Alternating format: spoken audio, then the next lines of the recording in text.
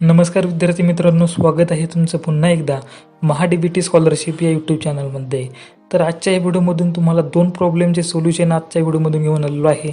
पहिला प्रॉब्लेम तो म्हणजेच काही महाडीबीटी साईटवरती साईटवरती लॉग इन होत नाही आहे.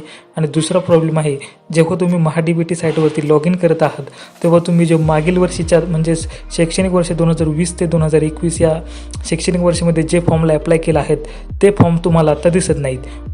ते म्हणजेच जेव्हा तुम्ही जाऊन माय अप्लाइड या स्कीममध्ये चेक करायचा तेव्हा तुम्हाला मागील वर्षीचे फॉर्म दिसायचे, परंतु आता ते फॉर्म दिसत नाहीत. तर याबद्दलचे संपूर्ण सोल्युशन म्हणजेच ते फॉर्म तुम्हाला कुठे जाऊन गेले तर दिसतील हे संपूर्ण गायडन्स तुम्हाला आजच्या व्हिडिओमधून मिळणार आहे. परंतु त्यापूर्वी तुम्ही जर महाडीबीटी स्कॉलरशिप या यूट्यूब चॅनलला जर नवीन असाल तर महाडीबीटी स्कॉलरशिप या यूट्यूब चॅनलला तुम्ही नक्की सबस्क्राईब करून ठेवू शकता. कारण का या चॅनलमधून आपण तुम्ही महाडीबीटी स्कॉलरशिपला 2021 ते 2022 या शैक्षणिक वर्षामध्ये जे अप्लाय करणार आहात त्यांचे संपूर्ण गायडन्स तुम्हाला महाडीबीटी स्कॉलरशिप या चॅनलमध्ये मिळणार आहे. तर तुमची कॅटेगरी कोणती पण असू द्यात, SC category, OBC, VJNT, SBC किंवा तुम्ही मायनॉरिटीचे असू द्यात किंवा तुम्ही ओपन कॅटेगरीचे असू द्यात, सर्वांना गायडन्स मिळणार आहे. प्रत्येक स्कॉलरशिपचा आपण पर्टिक्युलर सेपरेट व्हिडिओ बनवणार आहे. त्याकरता चॅनलला सबस्क्राईब करून तुम्ही ठेवू शकता. तर चला, तुमची कोणती वेळ घेणार नाही आणि आपल्या आजच्या व्हिडिओचा मेन टॉपिक होता त्यामध्ये आपण जाऊयात. जेव्हा आपल्या आज दुपारपासूनच नवीन फॉर्म चालू झालेले आहेत आणि नवीन फॉर्मची लास्ट डेट ही 31 जानेवारी 2022 आहे. परंतु आता जर तुम्ही काही विद्यार्थ्यांचे दुपारी लॉग इन होत नव्हते, परंतु तो प्रॉब्लेम आता पूर्णपणे सॉल्व्ह झालेला आहे. जेव्हा वेबसाईट अपग्रेड होत असती, नवीन येत असते, तेव्हा असा प्रॉब्लेम येऊ शकतो. परंतु आता जर तुम्ही लॉग इन करून बघितलं तर तो सर्व प्रॉब्लेम दूर झालेला आहे. मी आता एका विद्यार्थ्याचं लॉग इन करून तुम्हाला दाखवील.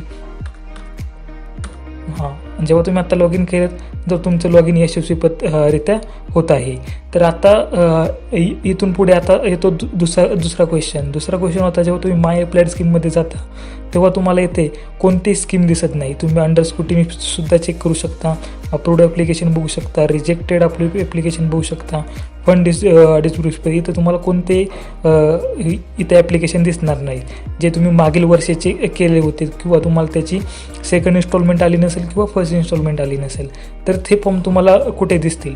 तर सर्वप्रथम तुम्ही इथे यायचे माय अप्लाइड स्कीम हिस्ट्रीमध्ये डाव्या कोपऱ्याच्या लास्टमध्ये तुम्हाला हा टॅब दिसेल, माय अप्लाइड स्कीम हिस्ट्री.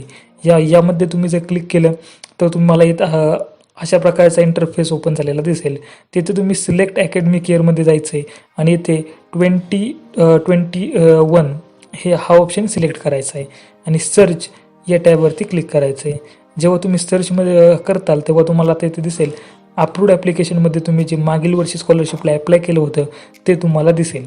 तर बघा, या विद्यार्थ्यांनी post matric scholarship to OBC स्टुडंटला अप्लाय केलं होतं आणि तुम्ही ते चेक रिडम स्टेटस केल्यानंतर पण इथे तुम्हाला पैसे आले असतील तर तुम्हाला इथे दिसू शकले असतील. तर एवढंच व्हिडिओमधून सांगायचं होतं.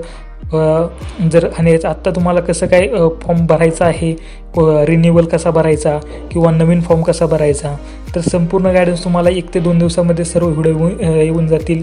नक्कीच तुम्ही चॅनलला सबस्क्राईब करून ठेवू शकता.